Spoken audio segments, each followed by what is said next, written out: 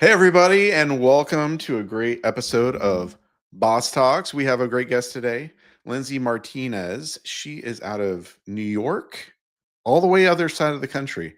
I'm over here in Seattle. She's in New York. And I'll tell you what, it doesn't matter where you are, there's always technical difficulties. And in this case, I was blaming her, but it was me. It wasn't her, it was me. But we've gotten past it. We're here and we're excited to have a great episode yet again.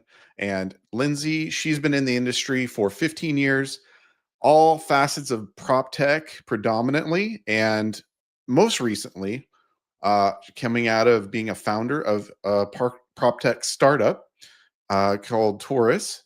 And I would love to just know what that was like, because I sure as heck have never been founder of a company. I know that is stressful, exciting, everything. It's probably like a roller coaster all the time, I'm sure.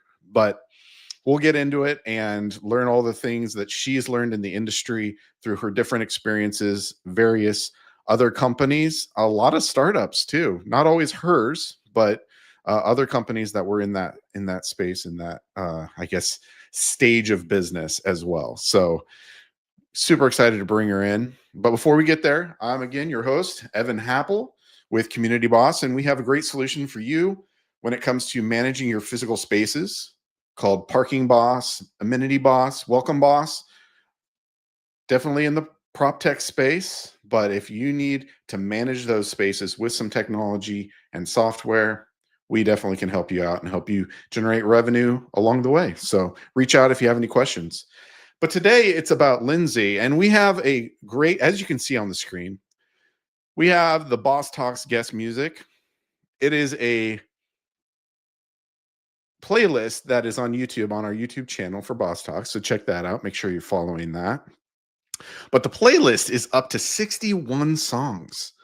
And she brought forth a song today that I did not have on the playlist yet. And that is Dire Straits. Walk on by. Is that what it's called? Right? Walk of Life. Sorry, got it wrong. But we're gonna get that kicked off and bring her on the show. So let's get going.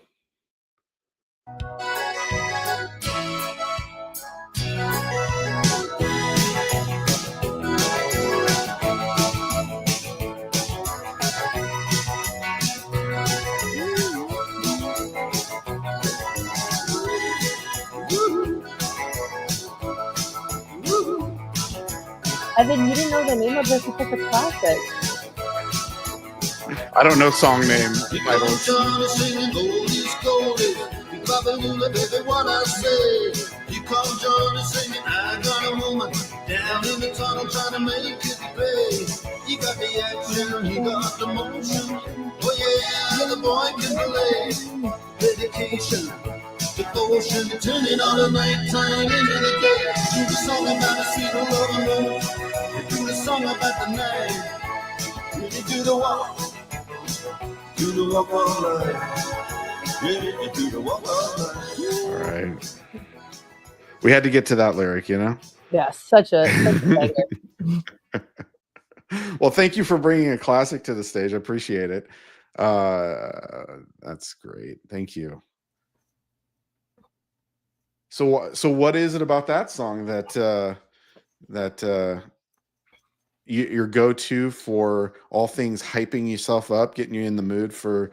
Well, what would you say that is the song that is getting you hyped up for? I think it's one song, of several, but you're kind of getting ready. Maybe you are gonna go talk. Maybe you have a presentation. Maybe you have a big meeting. It's just like it feels very refreshing to me. It's so fun. It's kind of a classic, and it's a nice little story. Like it's about a guitarist, I think, who played in the subway and just does it for, the love of the art. But like, you can't really beat those tunes, like the tunes and the music. And it's just such a specific point in time that so there's probably a little nostalgia too, but it's super fun. Yeah. Yeah. Well, we definitely didn't have it on the playlist, so it is there now. Like I said, Awesome. 61 songs strong. We've had a few repeats. I never add the song twice, obviously. So we have 61 songs. A few of them been mentioned a few times. So, but glad I could bring you to the show with such a good one. And thanks again for being here. Yeah, thanks for having me. I'm super excited. Yeah. So we met at NAA this year. In one of the, I remember we got into a shared cab on the way back to the hotel from Mhm. the conference. We were in one of the Robot cars. the robot cars. Yeah, the underground tunnels, Teslas. What is that called again? The Loop. The The Loop. loop. Yeah, we were taking a loop together. I was in the front seat. We had a shared friend. It wasn't too Mhm. awkward. But yeah, that's where we met, and we connected afterwards. And I'm super intrigued and excited to talk to you and learn about your journey so far in this world of prop tech, and especially jumping out and trying something on your own and bringing an idea to life. I mean, again, it's got to be crazy, the learnings you have and just the roller coaster I'm sure it was. I Yeah. can't even imagine. So we'll get to it. Not yet. But before we do, like I let you know ahead of time, we have solutions obviously that help with the physical spaces in the prop tech world for multifamily. And one of those things is really honing in on the parking aspect of things. So I wanted to get your take, whether it's a story, an anecdote, an opinion, maybe it's a horror story or something funny about parking.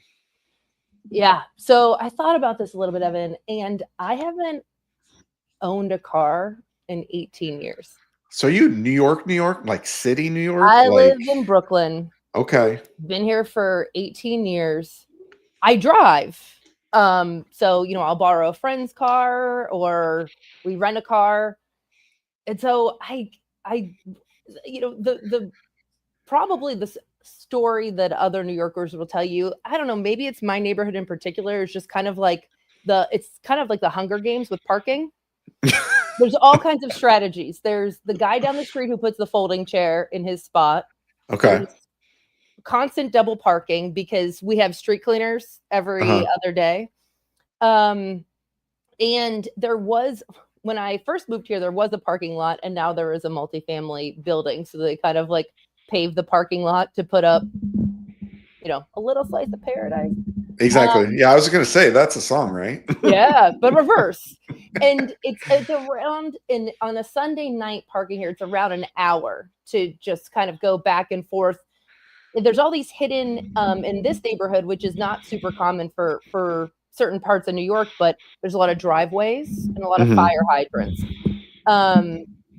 So it's a pretty interesting kind of thing you always have to think about. I remember one friend was like, I want to get a car, but I have to budget for the parking tickets. And like in reality, you don't have to just casually get parking tickets. You can figure it out because you have to move for the street cleaning. But it's interesting to hear different people's perceptions on what it takes to actually have a car here, because it just makes everything way more expensive, whether you're paying for parking or you just kind of resign yourself to getting all of these parking tickets. But one strategy that I've used when using another car is parking. I'm near Prospect Park, so there's a line of subways that goes down one side and a line of subways that goes down the other. Parking on the other side of the park when it's nice out and walking. So I don't know how helpful that is, but it's kind of survival of the fittest. Like there needs to be a spot. Yeah. So if it's a mile away, that's fine. I mean, I think everybody kind of knows this or assumes this, that most people that live in the city, in cities in general, less cars than, in most scenarios, like if you're in the suburbs or something. But what do you think the percent of people living in the city that even have a car? Too many. Really? There's still traffic. It's a lot. But I'm gonna get the timeline of this wrong, most likely. But it was this past year, maybe last year. So in Brooklyn, you're near, in the part of Brooklyn I'm in, you're near the Manhattan Bridge, which brings you right into Manhattan. And a lot of people come from South Brooklyn and Staten Island on the highway, and they want to go over the Manhattan Bridge. But the Manhattan Bridge is too congested. So one of the big dramas in Brooklyn in the past year, let's say, is that people are driving in from different parts of Brooklyn, parking by the Manhattan Bridge, and then taking the subway over. So essentially using the street nearer the bridge, and I think there were like community board meetings about it. People were mad. So enough people where it's, it's the congestion. I mean, the congestion pricing, that's its whole own thing. But there's a lot of cars. I think personally, just because I never could understand why there's so much traffic. It's too many, but I actually don't even know what that means. If you need a car, you need a car. And a lot of times I wish I had one. Sure. So I don't know if this is super common within the New York City area, but the cars that you can kind of pay to have access to that are parked throughout a urban area strategically, and then you can just like app, get it, reserve it, whatever, pop in, it opens the door, and then you can just drive it for however long you pay to use it. Is that a thing in New York City? I haven't looked recently because during COVID, I tried so many times to get a Zip car, and I was just like, there's no Zip car within 20 miles, so I might as well go rent a car if I'm gonna take an Uber out to go pick up this car. We don't have anything like Turo. So I believe that Zipcar might still be here. I do think we could use more. There's not that many. But maybe it's kind of like the city bikes. There's been a slow progression, increasing amount of, city bikes throughout different areas of Brooklyn, whether they're like the electric or the regular. But I haven't looked at Zipcar in a long time because I just wrote it off because I was like, it's like getting into 11 Madison Park. Is like, I'm never gonna be for me. I can't wake up and get a reservation for a Zipcar. Yeah. Well, I ran into a guy with a company called Envoy. Oh, I've seen that logo. So this guy actually lives near me, but I don't know if they're nationwide. I don't know their story, to be honest. But they actually work with apartment communities, put a car on site as an amenity for that specific community. Oh, I love that. Which is interesting. So like totally makes sense in the urban context of a city or like New York City or anything like that to have a car, one or two, depending on how many they need, whatever, dedicated for that. I think they're electric cars even. So yeah, that's kind of interesting. Yeah, I think that's a great idea. I haven't seen anything like that. It's not to say they don't exist because a lot of multifamily here does have park. Obviously, you have, a good amenity of parking. That's like the amenity. I mean, if I had a parking spot, I'd probably have a car and contribute to the thing that I'm complaining about because it's just so, that access is really nice. But I really like that idea. After this, I'm gonna look and see if they're here. So do you live in a condo, an apartment, a multifamily unit? We live in a brownstone. Okay. Yeah, what does that mean for all these people that don't live in New York? If you could picture a house that's brown, that's made of stone, it's very classic New York. It's what like the row houses. The row houses. Okay, exactly. Got it. So no, north or south light. You're just next to another brownstone. Like you're literally no yard, no. We do have a yard. A yard. We actually have a really nice situation where we have friends that live upstairs and downstairs, and we all have the yard. But if you want to know if the neighbors are hanging a picture, you do. There's construction. I know. But yeah, it's been, I really love it. And it's, little 3 family. It's what they call a classic 6. So 6 rooms where you have a living room, kind of like a middle dining room, usually a room with pocket doors, and then a bedroom. And are these like, do you guys own these? No, Or no, okay, got it. we rent. Got Yeah, it. And yeah. is that typical? Most people don't own this. This is just a rental. I think there's a lot of well, there's certain in New York, there's certain zones that are dedicated single family, Mhm. and you might find a brownstone or a limestone. So it's like, it's actually just made with limestone, and there's like So it's two called people. what it's made out of.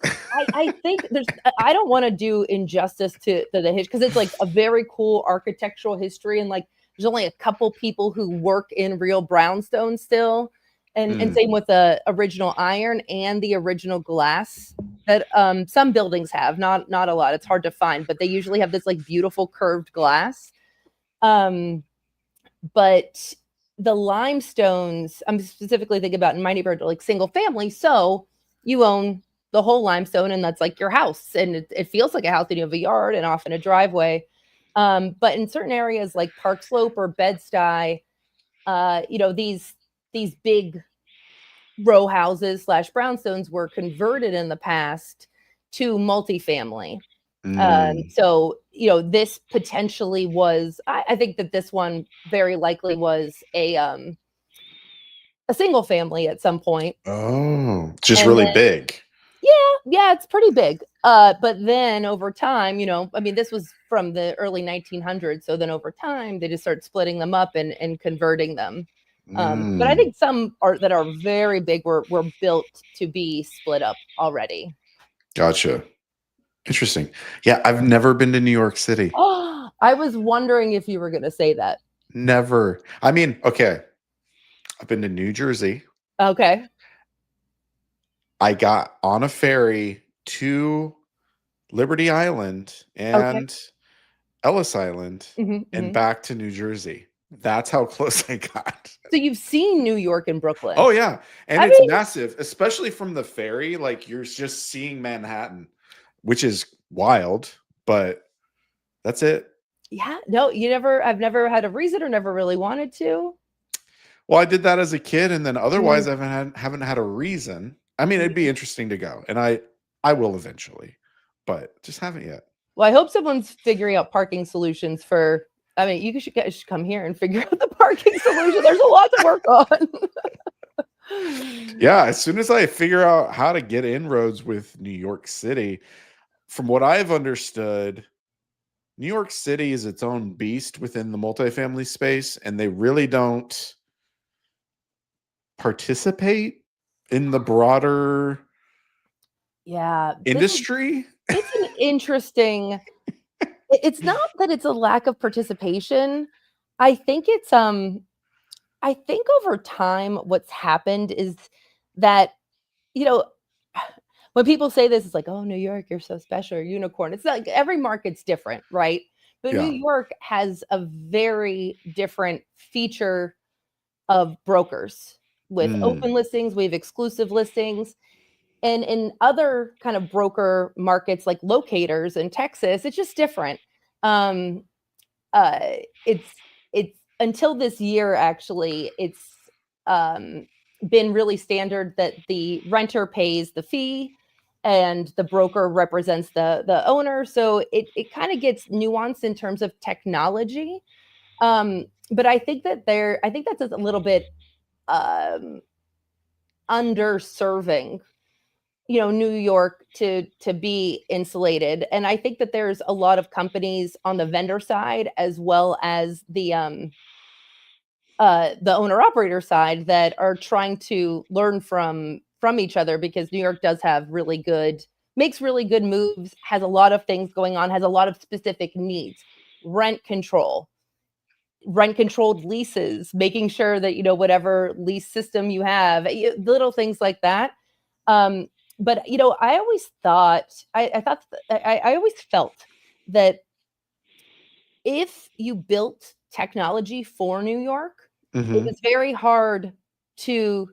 Yes, David, hi. Yeah, I David.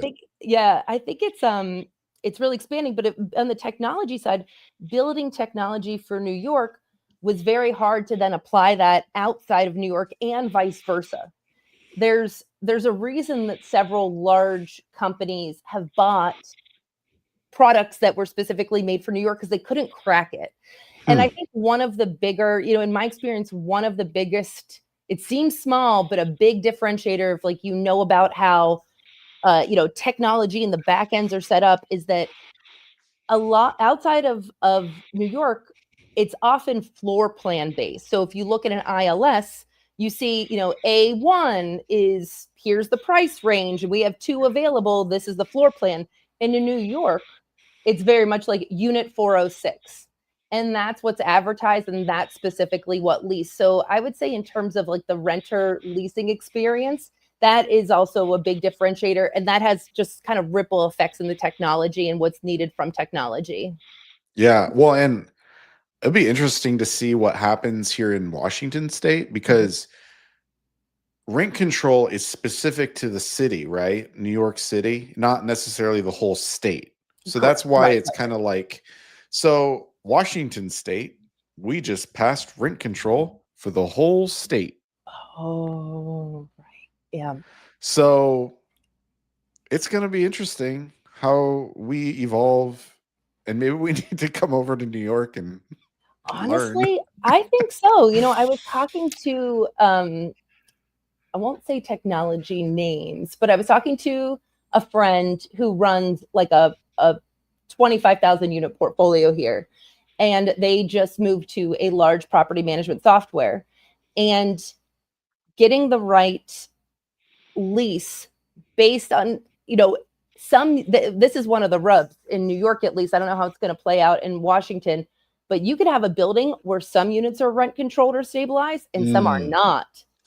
Right. So you rent 406, it's rent stabilized. I rent 405, it's not. Now I'm the owner and I have to generate 2 separate leases.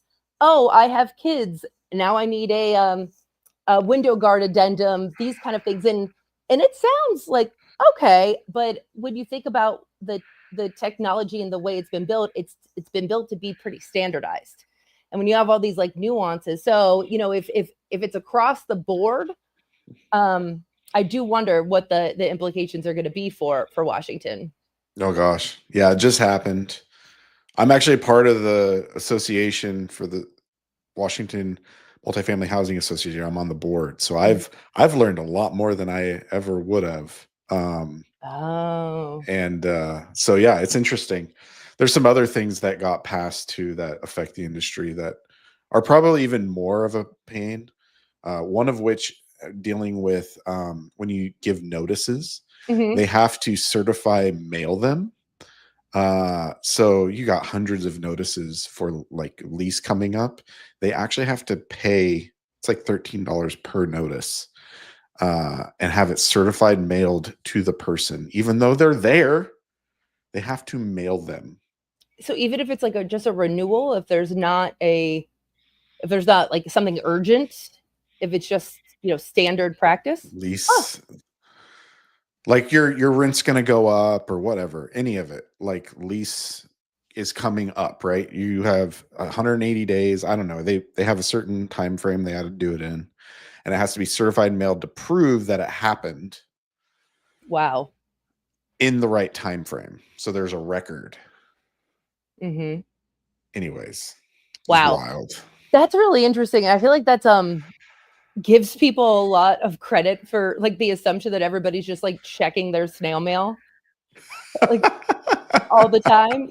I think that there's that's obviously, I was actually talking to our postman, and just they've expressed that, well, my postman has expressed that it's just kind of been demoralizing a little bit because it's like mostly catalogs, mostly like things people don't want. Yeah. And then it kind of gets tossed when, technologically you have a much more tangible wouldn't record. it make, in this sense, wouldn't it make more sense and more of a record if it was just a text message?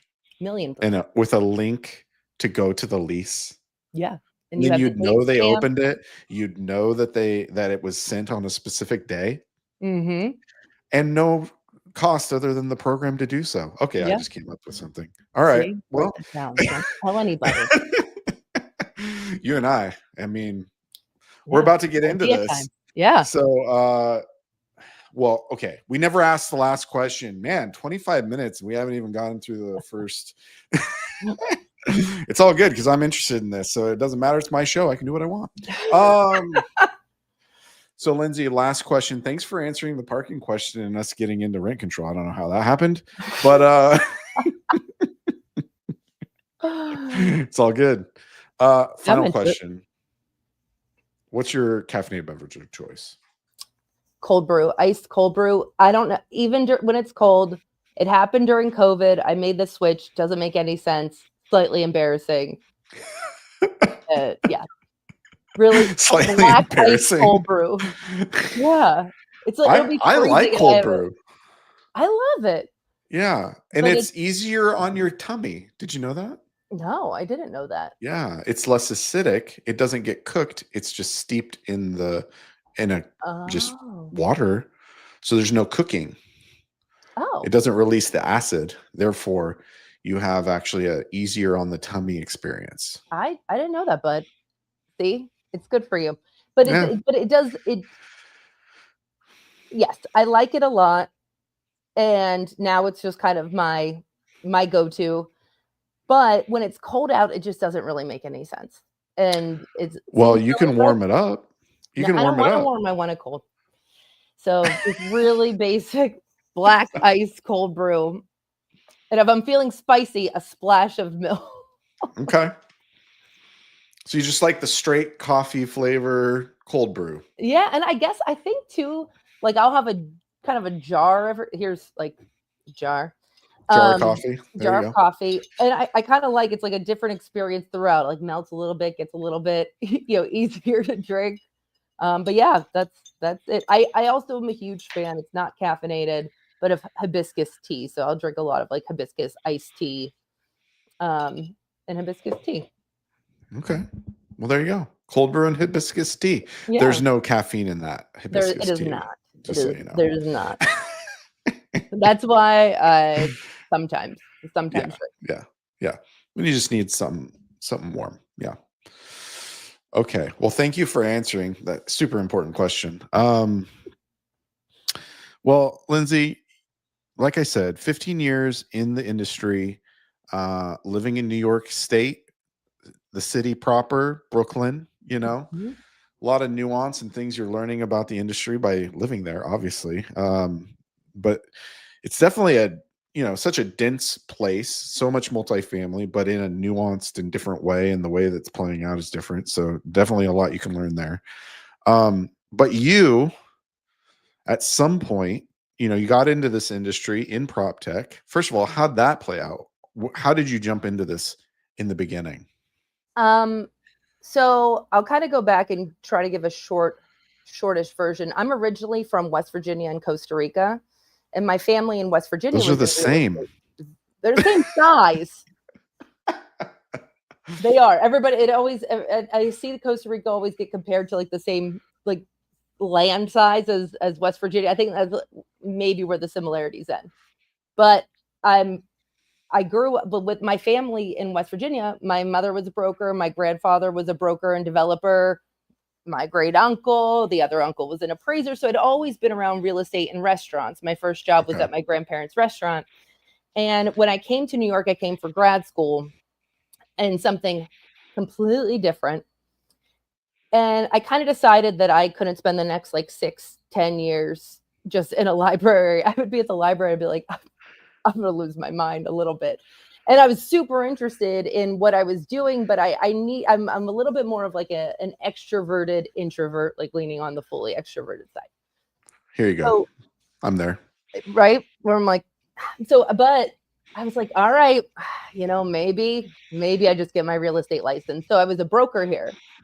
And that's how I first got into real estate at all. And then I was like, I came from a liberal arts school. I didn't have a New York network. And I was like determined to figure things out. And I was like, how do I get into technology. I know I can do it. So I applied for jobs at startups, and the first few of them were packaged goods startups, so like CPG food. And then I got introduced through my friend who I had gotten into real estate, and then she became a leasing agent. I had gotten introduced to Nestio, which is now Funnel. And so I was Okay. this employee there. It was Karen, the CEO, some engineers, and me and salesperson, and then we'd hired another salesperson. So I that was guess kind I of like didn't cross realize Nestio is Funnel. Like, Yes. I didn't know that. Yeah. Okay. Yeah. Well, everybody, even if you have never actually heard of Nestio, everybody feels like they've heard of it Yeah. because it's such a good name. Yeah. Not that Funnel I've is, heard of but that. Nestio is like, right. It's like, oh, wait, that sounds familiar. So I started there. And then, we grew, the company grew. I was head of customer success and product strategy in some capacity for around 4.5 years before I moved to the Guarantors as the VP of product. So just kind of stayed New York based, but national, with these national aspirations. At that point in time, we were looking, they were already national, but looking obviously to be more national. Okay.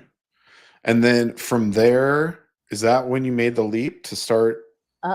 Well, actually, I think I started working in Seattle. I was at Okay. Remarkably. I went to Remarkably. Yeah. Did you Yeah. live here? No, but I was there for like 2-3 weeks at a time. Okay. And then I would come back. So I was like commuting a little bit to Seattle. Okay. And I was head of customer success there, and then COVID hit. So everybody was fully remote, and I stayed obviously in New York, but it was a little bit, like for years I had wanted to start what we started with Tourus, and I would talk to customers, and after after Remarkably, and when I was like at Nestio and working with different customers, just like one of the best things about being in customer success in Proptech, and I could do a whole show on what I think about customer success in Proptech, but which is good things. It's all good. But I just, they'll tell you all of their problems as it relates to, it's like the problems that like circle around your solution, because they hear your solution. In my experience, they hear your solution and it like it's like, right, but I have that problem. So I would get all of this information directly from my customers. And essentially the problem that I wanted to solve with Tourus was prospects go visit apartments. They rent or they don't rent. Why? What is the product intelligence, and where else did they go? To me, that unlocks kind of everything. Like if we know that Evan went to property A, B, C, and D, and this is what he genuinely thought of each, we have a lot of problem solved from like marketing to retention. So that was a pretty ambitious perspective and an ambitious thing to start a company around, but I believed in it, and I still do. We pivoted because we were working directly with properties, and we heard from the leasing agents. They were like, look, we like this, it's great, we're getting information from renters, but we learn a lot of information, there's nowhere to put it. And PMSs and CRMs have like a box where it just kind of like goes away.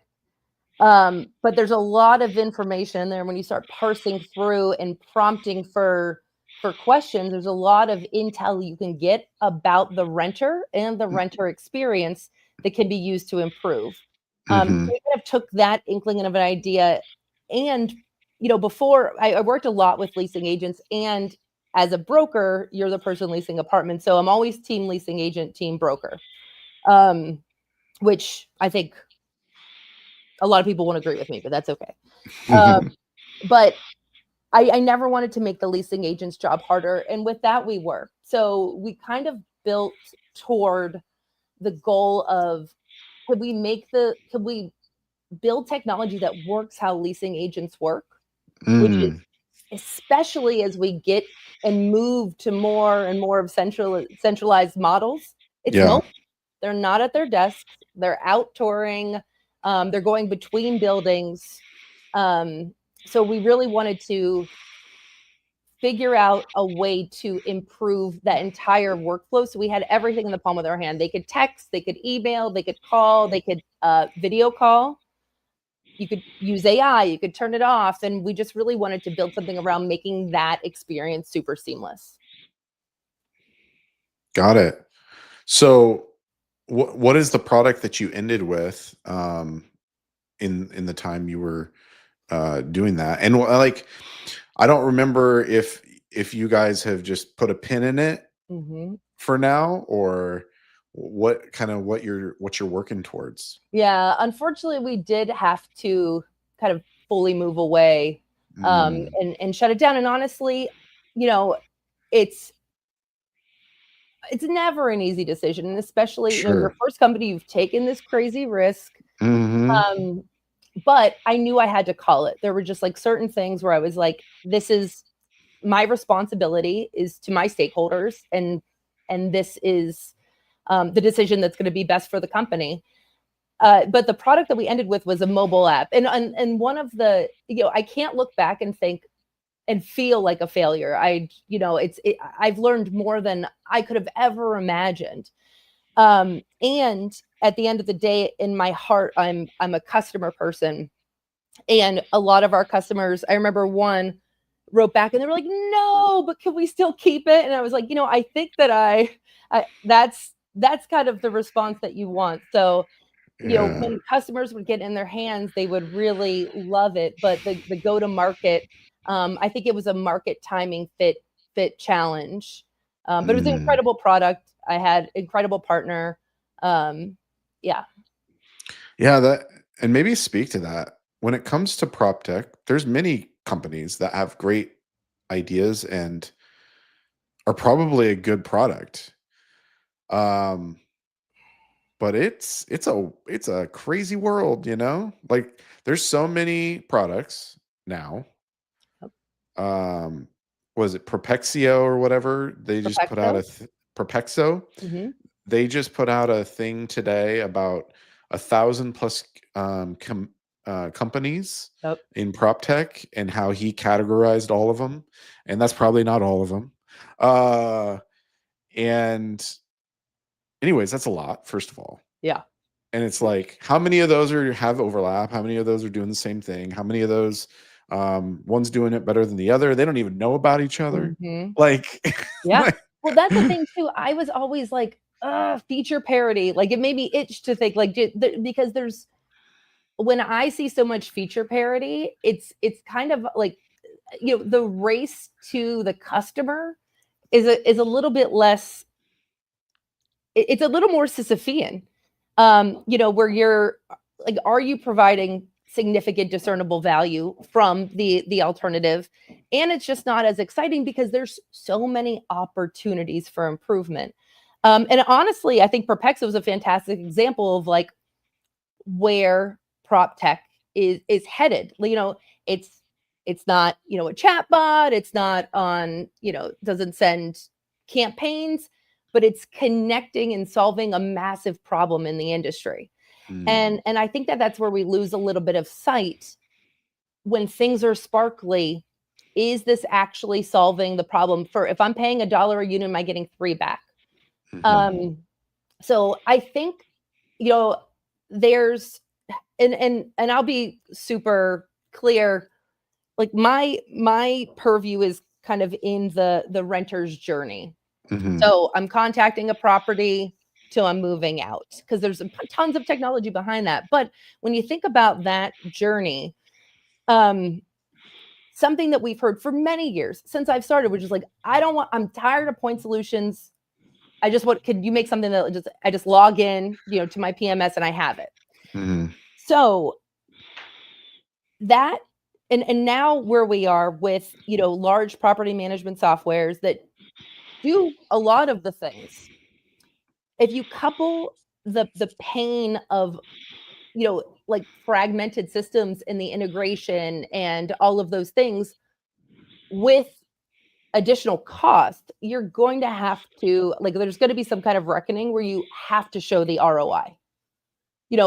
Like I believe that we are moving toward more of a consolidated, centralized, like everybody has said it, but I think in practice, I'm interested to see how point solutions evolve, whether it's through integrations or whether it's something that I couldn't even think of, to remain competitive, because I think a lot of them, depending on the portfolio and depending on the property, do provide value that one and done platforms can't. But it's about the decision maker ultimately understanding, what, even though it's easier and it's one platform, we're going to go with this point solution, even though they do the same thing, because it's X better. It does, something that we've really needed it to. It's not cutting it with our current solution. Yeah.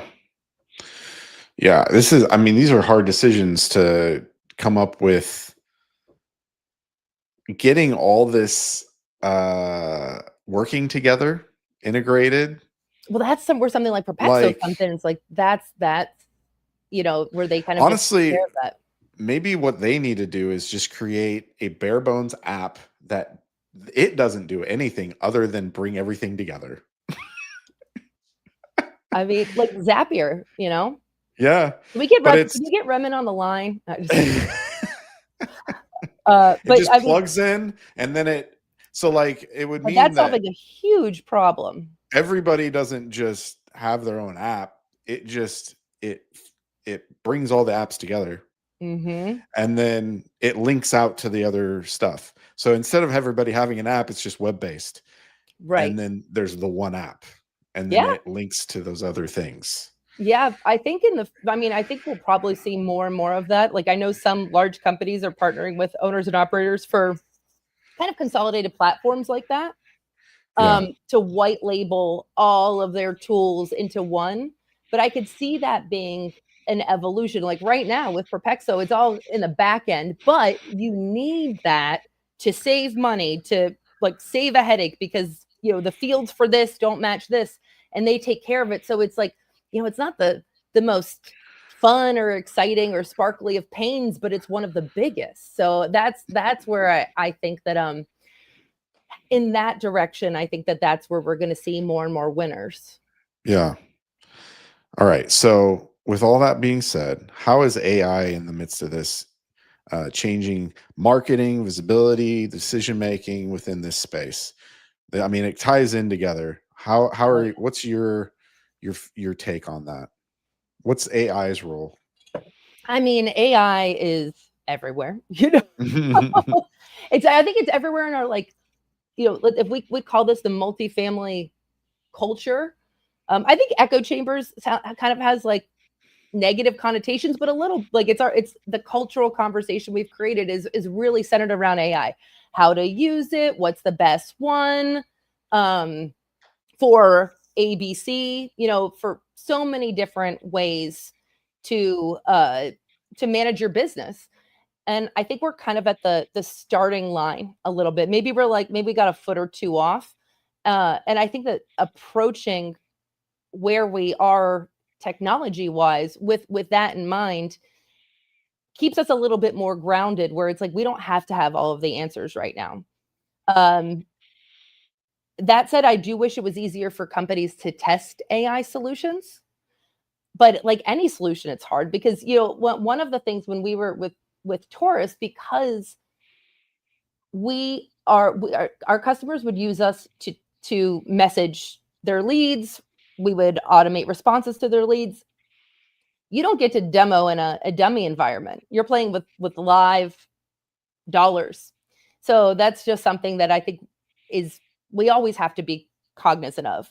But I've done a lot of reflecting after Tourus, and I've been kind of working on some things. But I think one of the bigger questions to me is, how is AI using us? And if we look at this industry where marketing is like, if we shut down every ILS today and Google, how are people going to find apartments? Like, do you have your billboards ready? We are wholly reliant, and we are built on marketing.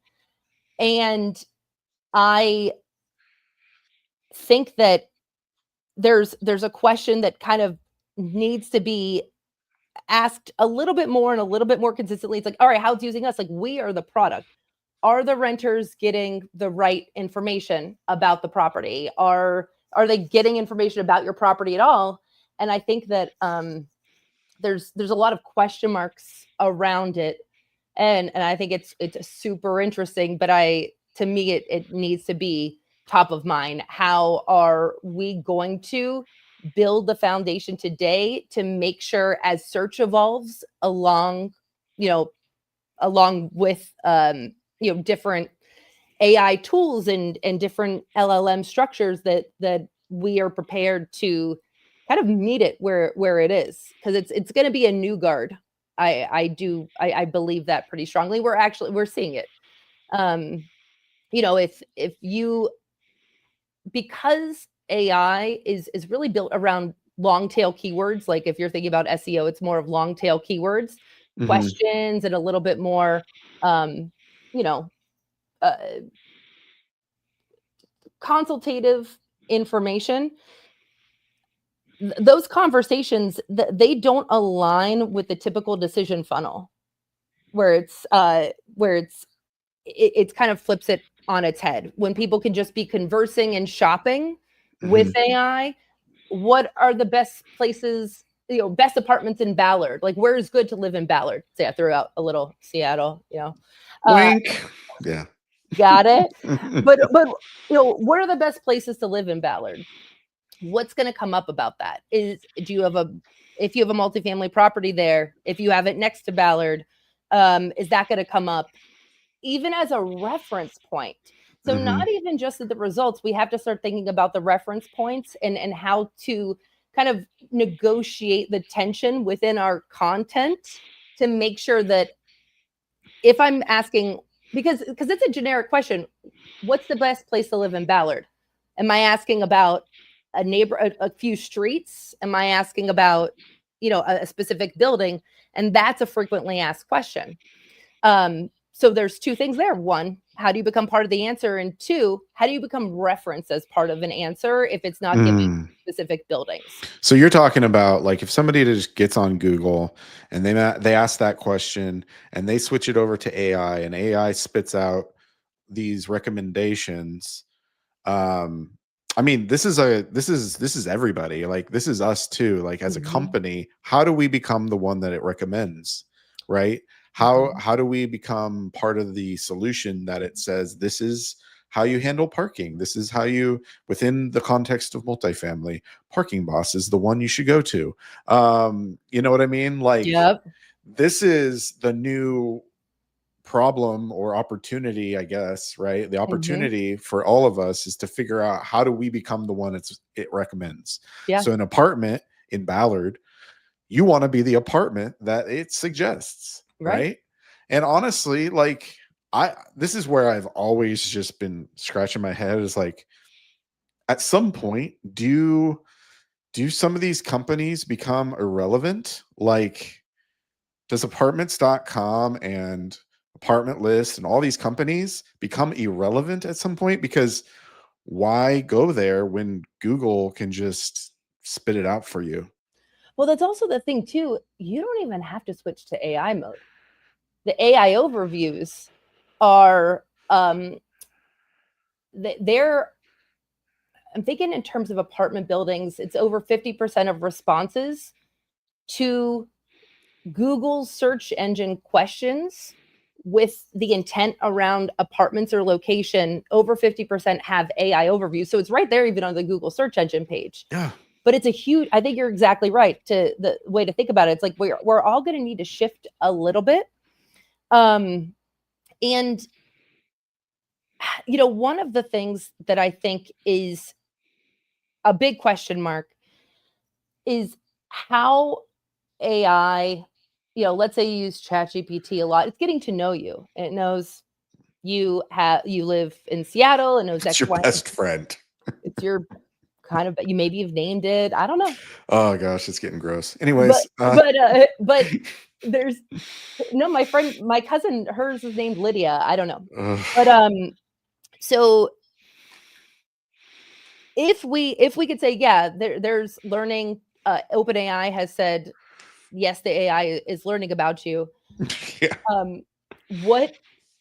How is that going to impact the results that you receive? And I think that's kind of where I think we need to what we need to prepare for.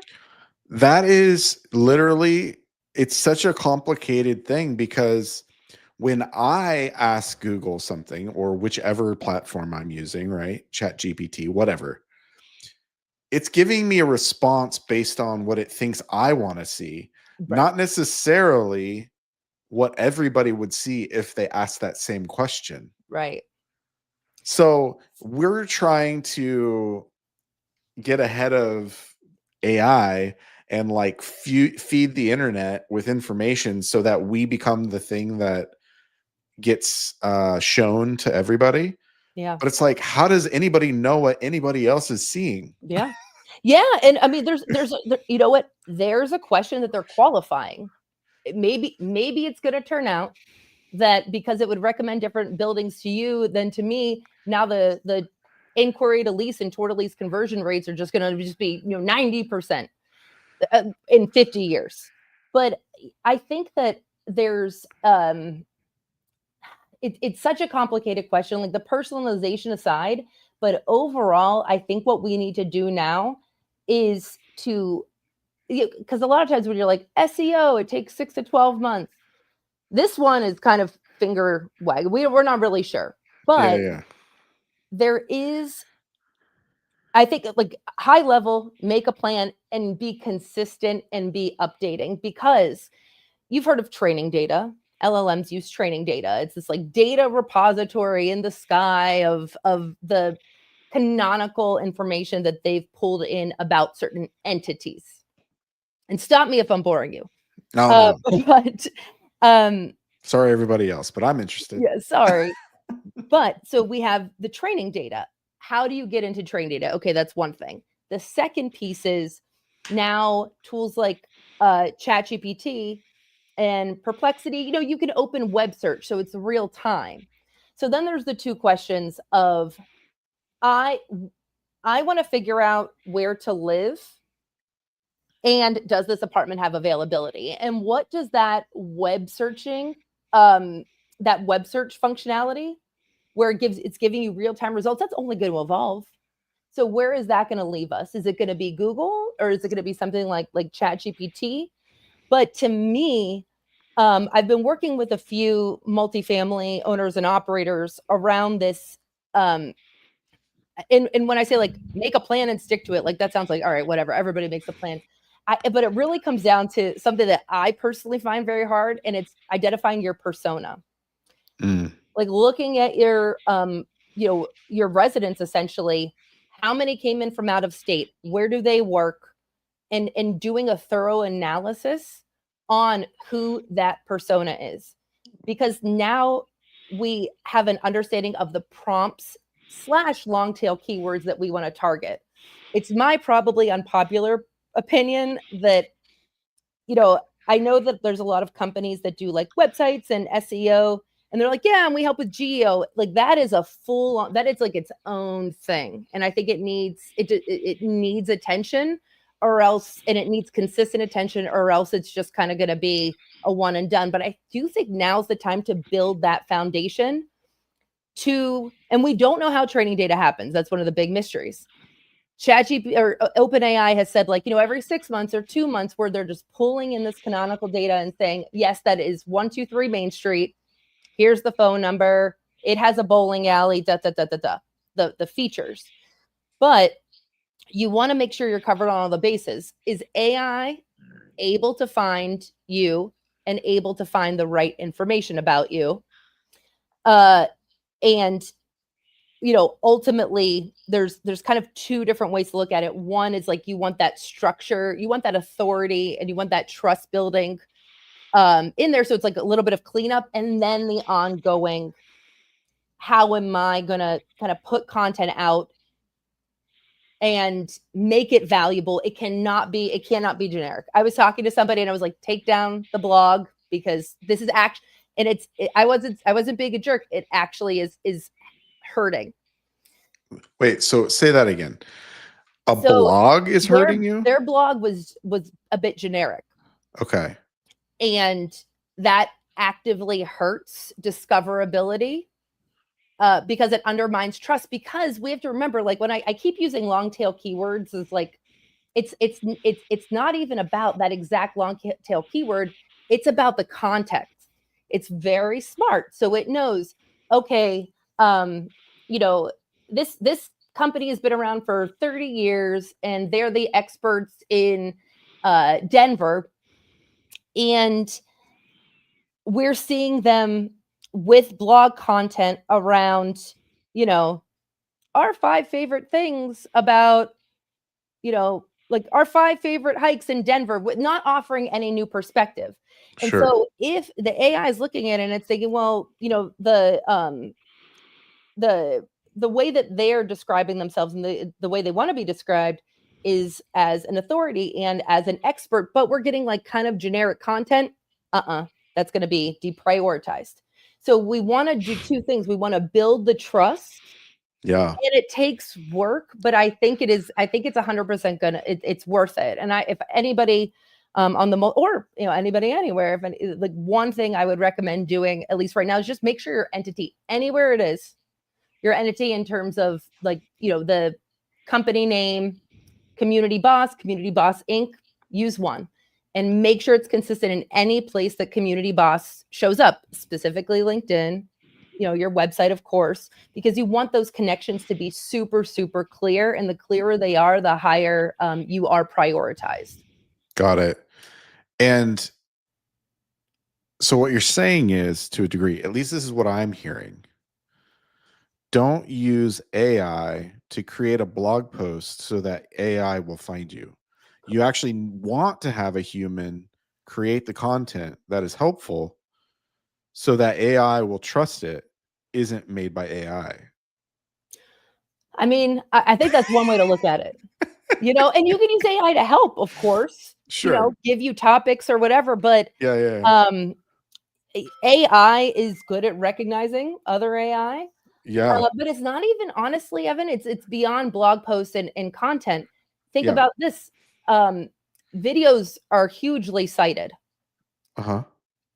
What is, how valuable is your description for a video on Instagram, even on LinkedIn? Like, the video content needs to, it's essentially the copy around it needs to kind of match the authority, because that's also reference. But I would I like human in the loop, keep the human in the loop, keep the human's eyes on it. Because if you say, oh, here's 5 5 best things to do in Central Park, I know that that's like not a great, I know, and if I see them, it's gonna be one thing. But if you actually give me unique things, then there's something that's pretty compelling about that, and that is more beneficial to your discoverability. Okay, interesting. There's so much to learn all the time. There's so much changing every day. It's kind of wild. We're gonna make changes the next week. It's gonna be different. Like, things are moving so quickly and so rapidly changing. It's crazy. And that's why I think it's like, I'm not saying do any full overhauls, yeah, but there's certain things you can do that are kind of, they're not going to be reversed. It's never going to hurt you. And this is only going to start laying that foundation for search being more context driven. So, whoever your persona is, whatever the 2 defining, I always look at the 2 defining like features of the brand. That is what everything should support. So if you target, young professionals, or, whatever, like, who your persona is, like, just really understanding what are they like, yeah, having a look at where they came from in terms of ILSs, what zip codes they came from, because that's who you want to continue to speak to, and you want to build your content for them. Yeah. But yeah, so I think there's like, it's kind of like there's a worry where it's like, well, I'm going to put all these things in and then there's going to be another new fancy thing. But I do think, what I will say is I do think that there is a tremendous amount of value in cleaning up your entity, and as well as creating a plan for your content and your data, because that's being absorbed right now and learned right now. So if you don't have, you're just going to have to do it, and you're going to have to do more work in a year from now. Yeah. Sorry. This world. I think when things like this, like when technology, there's so many good things you can do with technology, but the speed with which we are adapting and growing and progressing is just wild. That I just, I don't even know who's keeping track. I guess AI is. I have a friend who keeps track on the real estate side. Oh yeah. But it's the same. It's 1,000. Like if you're supposed to be doing your regular job, how are you keeping track of all of these changes? It's absolutely information overload. And I do think that we'll see a maybe a kind of advent of new vendors in some capacity that are helping you manage this. Yeah, maybe that's the new profession. Managing AI. People have been looking for like support on implementing AI. But I do think from a marketing perspective, we're going to see things change a little bit in terms of management of our product, of our building. Yeah, it's going to be weird to look back in like 3 years, maybe less. What do jobs look like? What are we even doing? We're gonna be like, that was such a junky, perfect image that AI created back then. It's kind of like, I feel like we're in the Super Nintendo of, right? Super Nintendo to the Switch. I feel like we're in the Super Nintendo, and I don't know if anybody could really kind of grasp, like, who could have pictured this 5 years ago, So what's it No, it's true. Like I don't think it was possible for me to do a live show in my shed, and then talk to you in New York live streaming to the internet 5 years ago. I don't think so. That's crazy. Thanks. Yeah, I made it de-shedded, right? Yeah, it's a she shed, he shed type of situation. Yeah. Well, this looks like an office, so yeah. Yeah. And you probably didn't have that 5 years ago. I didn't. It's only been a year. I've only been here a year, so yeah. Yeah. In 5 years ago, I didn't think I was going to do a show, so it's things change. But it's I do think there's a big opportunity for like and like, where is the easy to digest source of like what's going on? What do I do? Yeah. It's interesting. We'll see. Yeah. Maybe next year we should do this again and see. We'll put a pin in it. We'll come back in a year and go, okay, what happened? What? Oh my, yeah. As robots are roaming the streets and a community boss is like community robot. Oh yeah, I mean, somebody's got to enforce parking. Why not a robot? Yeah. Walking around. Sounds very Black Mirror, but I'm sure it's going to happen. I mean, all those movies, dystopian stuff, it's just like an extreme of what's really going to happen. Yeah. It shines a little bit of too close of a glass, but it's not. I always kind of I find it interesting, the quote of I didn't want technology to do my art so I could do dishes. Have you heard that? I wanted it to do the dishes so I can do art. Right? I do think that we're kind of. I still want to be creative. I don't want to. I don't want to do tasks. Stuff. Do all the task stuff. Isn't that the Jetsons? They have Lucy or whatever doing all the chores so they can just live life. Exactly. And so maybe, maybe this, because like we're kind of in like this like frenzy a bit where it's like, what is it? Where do I use it? Asset management? I don't know. Yeah. Especially specifically, obviously, about our industry, but I think in general, like it's kind of like, Yeah. and then the thing does the what?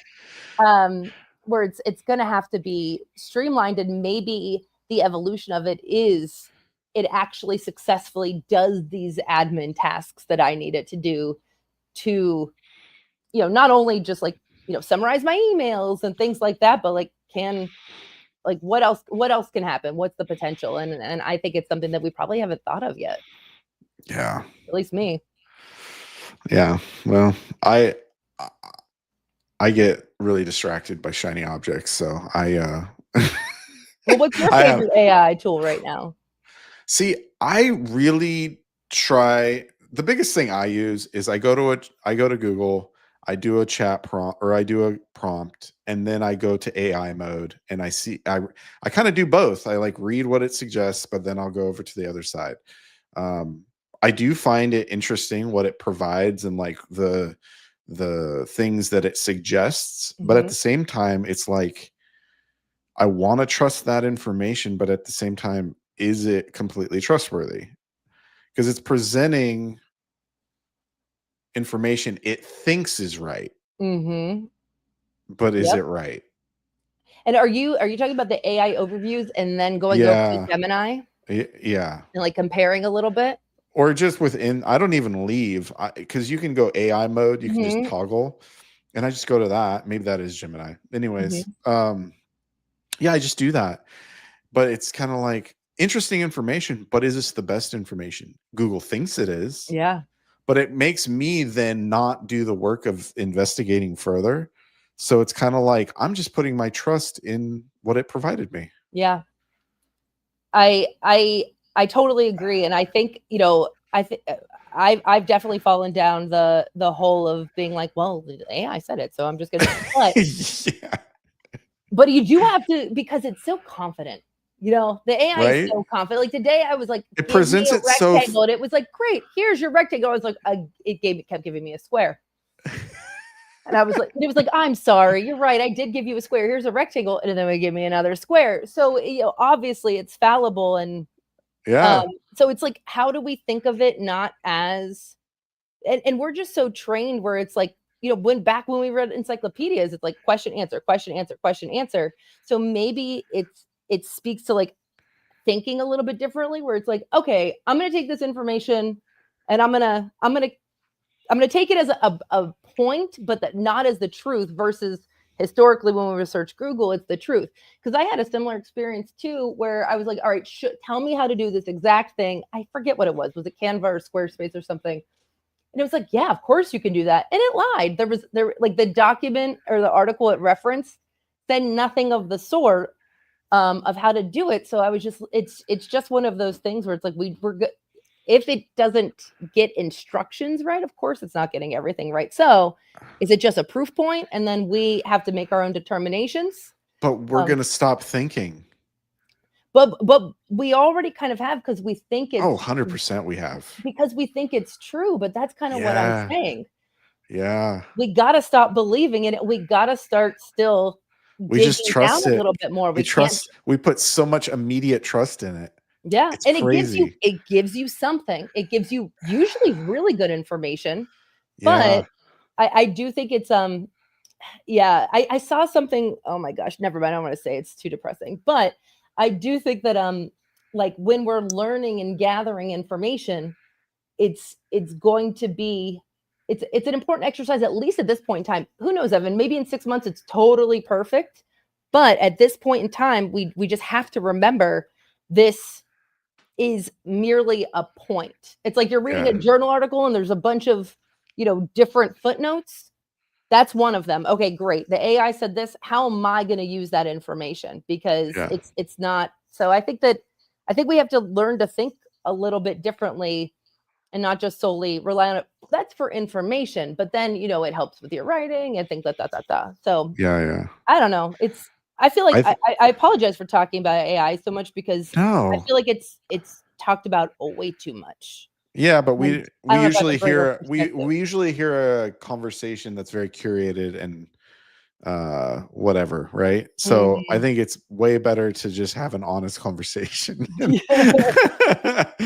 and just like, this is interesting what we're Yeah. dealing with. And there's I a lot of unknowns, but there's things that we can do to prepare for it. Yeah.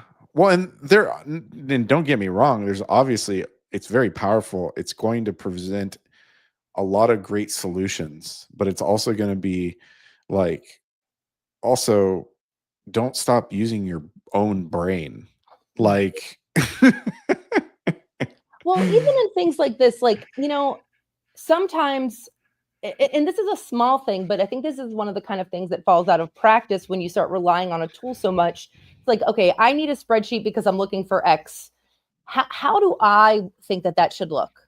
Let me Mhm. give it a whirl. Here's the columns, here's the rows. I don't have a bunch of formulas memorized. I'm going to do what I did pre-AI, but at least I'm coming up with the structure and letting AI assist me for the formulas. Maybe it's giving me a few different options for them. So like making sure that we're engaging our brains is not only I think good for us mentally, and it doesn't have, again, it's a great companion.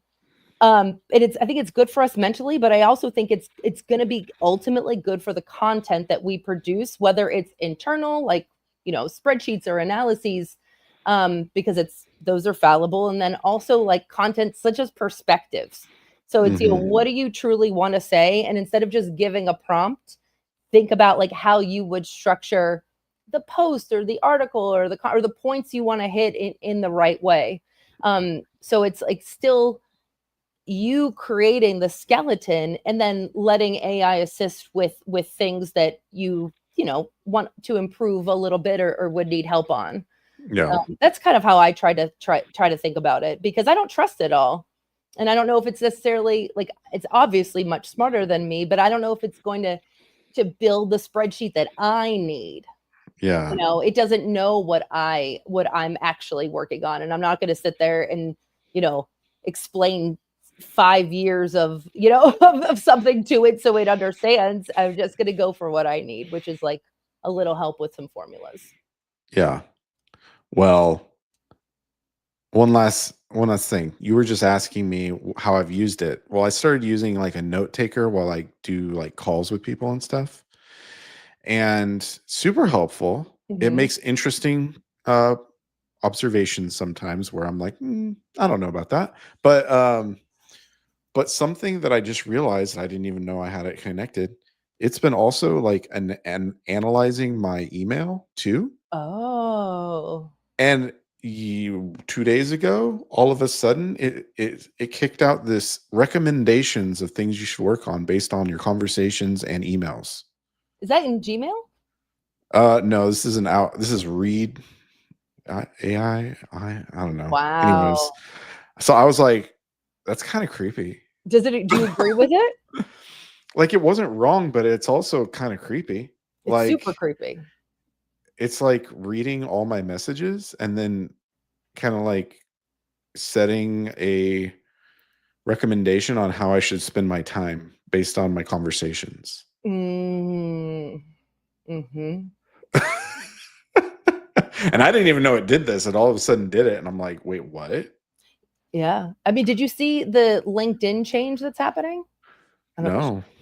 No. Um, they're making a change, I believe, in November, where you're automatically going to be opted in to agree to. I'll send it to you. Um, like essentially use your data and information and things you post for training data. I believe that's it. Don't quote me. Don't quote me. I'm gonna get it right and I'm gonna send it to you. But Like there's a way to go even your set it off. emails and stuff? No. But just like Okay. your like who you look at. I don't know all the stuff like your content, what you post, what you've done. Of course they want to gather that info. That's such valuable information. Mhm. But yeah, they're going to start collecting that as a lot of companies do. I'm surprised they didn't anyway, but I think this is going to be a little bit more. I don't want to say invasive, but I can't think of another word. So it's going to be. But yeah, it is disarm. This is the thing.